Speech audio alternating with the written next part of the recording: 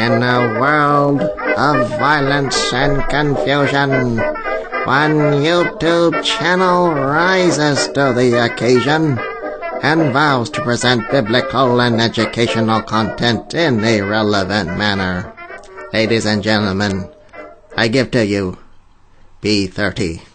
Now, okay, seriously though, today's session is brought to you by a loyal listener who asked me a couple weeks back, how do Christians who serve in the military, how do they reconcile the fact that they are to obey the sixth commandment of thou shalt not murder, but at the same time they're like overseas and they're like using heavy artillery and they're basically like taking the lives of others. And so what today's topic is trying to talk about is we're past the point of deciding whether a Christian should be able to go to war and whether they are allowed to kill people. We're way past that. we're at the stage where Christians are going to war. Like, there's Christians in the armed forces, they're serving overseas, and they're ready to like potentially gun down the enemy depending on what kind of mission or op they get. Say they get the op where they're allowed to use lethal force, and they do it when they're completing their mission. Is this a sin in the eyes of the great Yahweh? Well, for starters, Christians who kill during war, well, from a legal standpoint, I think I'm pretty sure they're in the clear from like the earthly authorities, because it all comes down to semantics, or in other words, it's all in how you define what is considered crossing the line. So I guess if you had to define what war means, I guess you can understand it as a state of declared, open, and armed conflict between two or more nations. In other words, look, two nations, they agree that there will be bloodshed when they engage in battle to achieve their objective. So basically, it's all perfectly legal under international law if you kill each other, because you agreed to it. You sign like some kind of formal agreement or contract. Well, provided you don't like gun down an enemy combatant who surrenders, or you don't waterboard people, and you don't abuse the POWs, the prisoners of war, technically you can kill during war and it's legal. Like, unless you're like stripping the prisoners naked and you're peeing on them, then yeah, that's pretty illegal. But other than that, if you just killed them in a very straight up clean manner, yeah, I think it's legal, man. You can pretty much go Rambo on them. So that's one hurdle down. Pretty much the government is okay, whether you're Christian or whatever religious background, to kill during war. Now here's the turning point though. This is going to determine whether Christians in the military can kill and not be guilty before God. If the government gives you the license to kill, and then there's this really widely recognized biblical teaching that tells Christians to obey their earthly governing authorities, then technically Christians are not guilty of murder when they do it because the government told them so. For those who need a refresher on where exactly the Bible instructs people to obey earthly authorities, one reference is found in Romans 13, verse 1 to 2. Let's see. Let everyone be subject to the governing authorities, for there is no authority except that which God has established.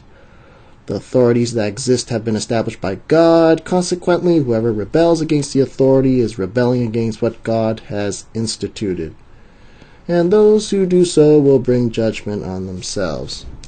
From a surface level, superficial kind of understanding of the text, if you want to be a good citizen, if the government tells you to jump, you ask how high kind of attitude.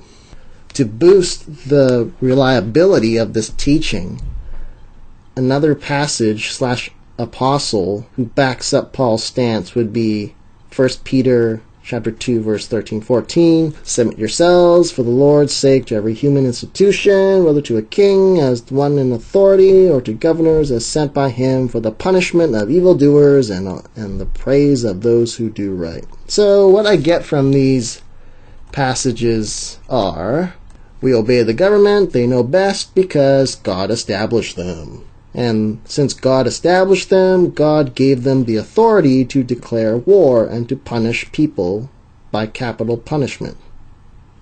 Punish the people who deserve it, according to the government, which is operating under God's authority. So when the government says Christians serving in the military can use lethal force, depending on the nature of your operation and mission, preliminary results indicate, Christians can kill during wars. Technically, well, they should feel bad that they took a life, but from a technicality, it's not a sin, because you're carrying out God's work through the government, which acting on behalf of God. Okay, let's slow down here a minute. Maybe there needs to be more context for these biblical passages.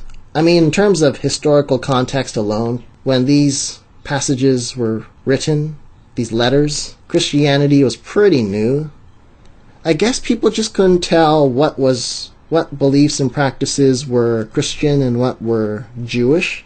For example, when the Christians were reenacting the Last Supper or communion with the bread and the wine, observers thought, or when people overheard what they were doing, they thought they were being cannibals. They're like eating and drinking blood and the flesh of a person called Christ. So a lot of confusion going on. And with that kind of buzz growing, the Romans became kind of concerned. Is there a cult among our jurisdiction? So maybe these verses of instructing believers to be law-abiding citizens, maybe it wasn't a green light to say, hey, let's go kill people in the name of God. Maybe it was more as a prescribed kind of instruction to let kind of outsiders know that, hey, we Christians aren't a threat to the government, so please stop arresting and persecuting us. Plus, to complicate matters, it's difficult to determine when war is being waged under righteous reasons. I mean, leaders of nations today, for example, aren't all Christian. And Christians serving in the military, they could be easily going to war for ungodly reasons. So sometimes it's just kind of naive to just blindly follow the government when they tell you to go to war. I mean, you can be their pawns in their own selfish motives and such. But the bottom line is, it's just implied. It's an implication, not a definitive statement that the government goes to war and thus you can too. There's nowhere in the scriptures that say black and white that when the government tells you to go to war and kill people, you Christians can do it, and it's not a sin. What it comes down to is, how can we be sure this is what God wants? So I guess that's why organized Christianity is quite divided when it comes to knowing whether Christians in the military can kill and not be considered sinning. For instance, if you subscribe to the Mennonite Brethren or the Quakers or the Methodist Church heritage, you're technically under this non-resistance approach.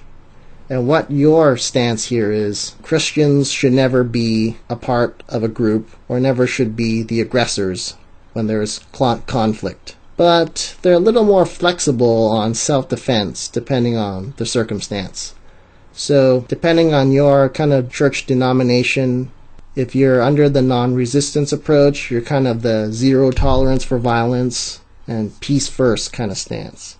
However, if you're from like the Reformed or Presbyterian, the Lutheran, and most Baptist backgrounds, just to name a few, then you perhaps fall under the just war approach. Christians will have to resort to murder when the war and battle itself will prevent an even greater evil from occurring. So that's kind of the rationale behind just war. We're trying to prevent something worse from happening. So, for example, just war believers may launch an assault on, like North Korea or Syria, and it's justified because we're using it as self-defense and we're protecting the innocent. the rationale here is we believe we're neutralizing the threat of chemical and nuclear warfare, and we could potentially save and secure countless innocent lives. So when Christians kill for that kind of noble intention, hopefully God will not hold that sinful murder against them. Thus, go ahead, go and do it, I suppose. Now, I have to say, in a hypothetical scenario, I would subscribe to the just war approach, even though I am personally from a Mennonite background. So, for example, I don't know, I was just thinking the other day, if a bunch of heavily armed home invaders were trying to break into my grandparents' house, and you know how home invaders are. Once they get in, they rob and they want to commit unspeakable acts of violence, and they're just bad people. And if I had a choice that I could stop it, I will not hesitate to grab like an M60 heavy-duty assault firearm, hop in my car, drive over there, and just start spraying those, hollow point, like 50 caliber bullets. And I would not feel bad, like, splattering their guts and brain matter all over, like John Rambo style or whatever. Because in terms of my conscience, I won't have trouble sleeping in that scenario. Like, I truly feel compelled, and I truly stand by my convictions that I have a case when I ask God for forgiveness. Or if I have to make a statement to the authorities that I killed like a whole bunch of armed home invaders. Like, I won't be ashamed to state the fact that I was protecting the innocent and I have a right to self-defense. Just war point of view is what I'm going to subscribe to. Wow. I just revealed a bit too much about how my imagination and demented mind works. So I find it important to remind myself one should not lose sight of the fact that military involvement and using lethal force should be, and ideally avoided if possible, and undertaken only as a last resort. Now, I find it hard to separate the emotional and personal aspect of this issue. Yeah, one must never forget that no mere mortal walking God's green earth has the right to end someone else's life. It's precious, it's valuable, and I just don't see how anyone has the right or authority to make a decision of taking someone's life. Just because it's war, and you self-perceive that you or your loved ones are in physical danger, all of a sudden, let's kill people. Their life has no value. Let's go ahead and do it. That's a big jump. Maybe we need to take a step back and look at this from a different angle. So why don't we just go straight to the source and examine what God said about murder? So let's reference the classic Exodus 20, verse 13, "Thou shalt not murder." So the Hebrew verb used to describe the sixth commandment here, and in other parts of the Old Testament, refers to both premeditated murder and accidental killing. So black and white, no premeditated murder, no accidental killing.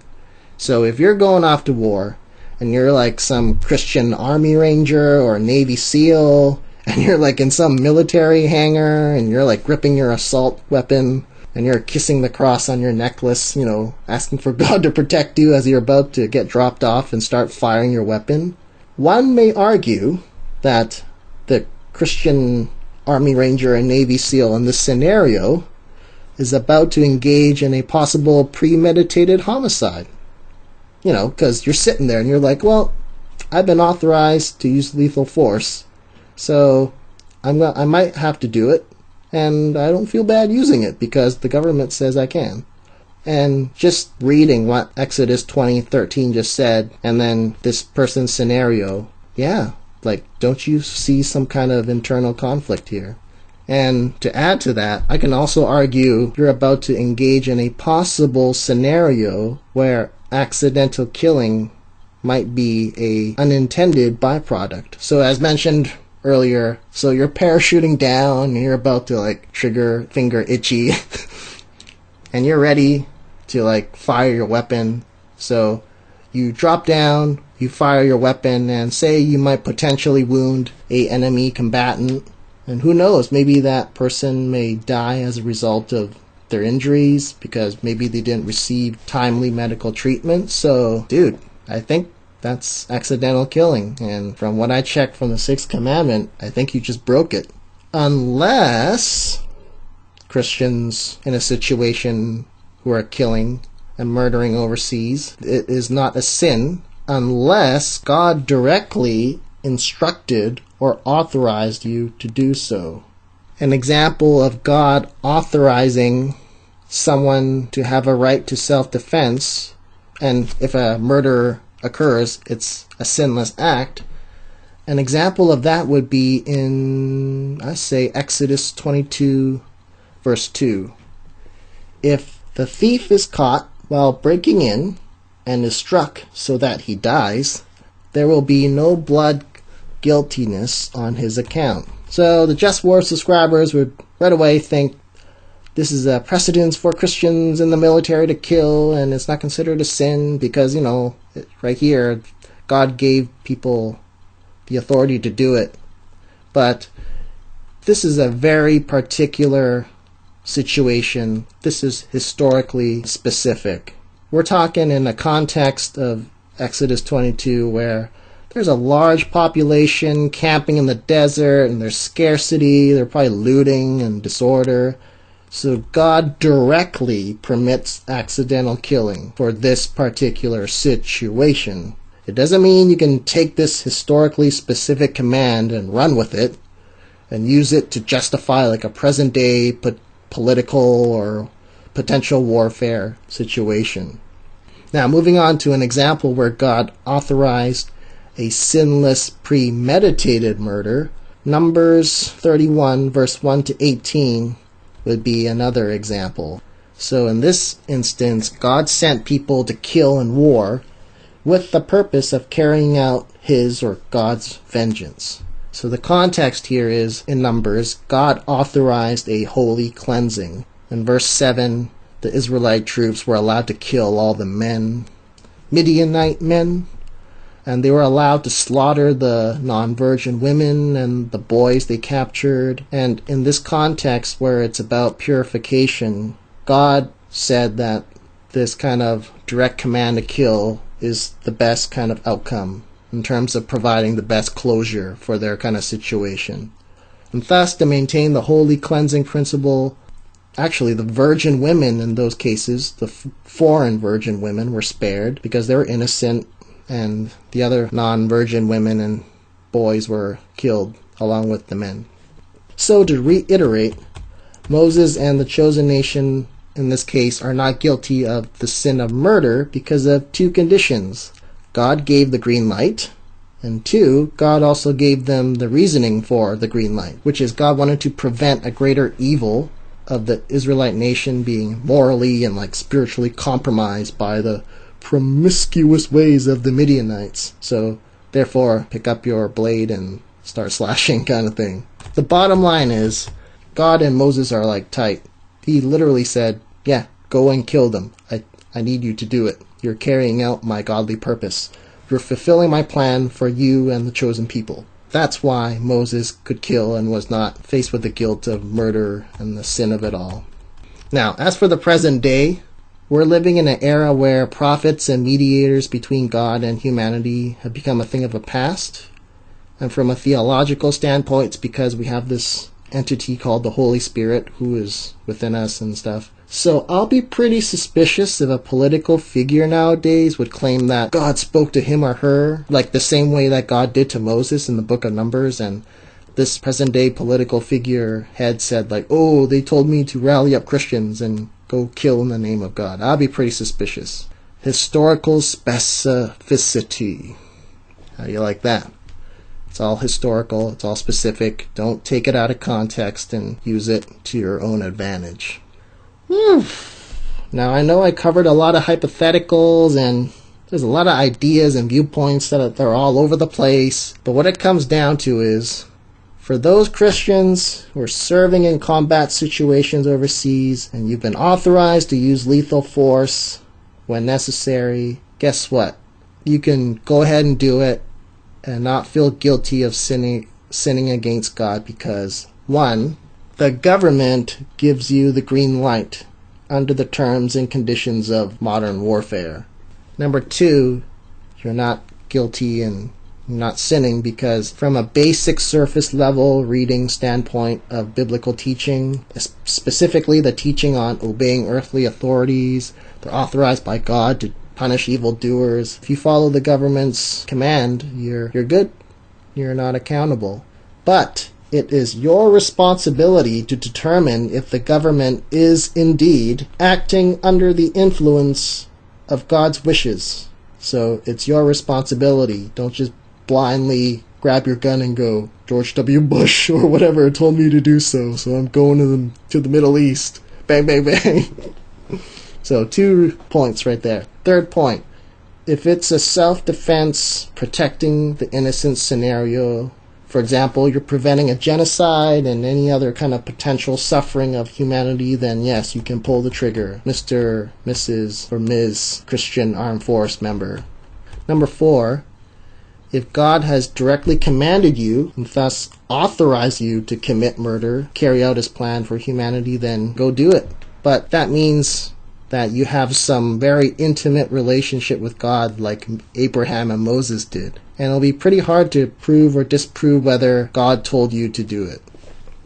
Look, as a final thought, I think I'll just wrap up with another hypothetical scenario. So say you're a Christian, you're in the Black Ops team, you drop down a hostile territory, and the CO gives you the green light to start using lethal force. Intel says it's all bad guys, so you throw a smoke grenade in there, and you go in on the lead, you provide the cover fire for your squad, you neutralize the situation, the smoke clears, and the gunfire ceases. You go and ID the victims, and it turns out to be, like, civilians. It was like a young woman and her small preteen child. What happens now? After an internal investigation, you're not legally liable. It was officially determined an unfortunate error of intel and circumstances, but will God forgive you? And you got to ask yourself, did God directly command you in a prayer or in a vision to go kill these 2 specific people? Are you killing in self-defense when you're not in your home country, you're overseas fighting on enemy lines? That sounds like an offense to me. That sounds like the aggressor to me. Just saying. And the third question is, what innocent people in that immediate situation were you protecting? Were the people you killed about to inflict pain and suffering on a global scale? So, good luck justifying those actions, and if you had to face the victim's immediate family and friends, yeah, good luck trying to explain why you were morally justified to take their lives. And let's not even begin to talk about the psychological kind of consequences that may result from murder. I mean, if you have any shred of moral conscience, the PTSD will just eat you alive. And the smell, the look, the touch of that day's memory of your murder will haunt you the rest of your life. Pretty heavy stuff. Okay, there you have it, folks. You got a brief overview of both sides of the issue. So you go ahead and you form your own opinion or thought about Christians murdering overseas. Are they sinning? Should they be guilty? So thanks for listening, and goodbye.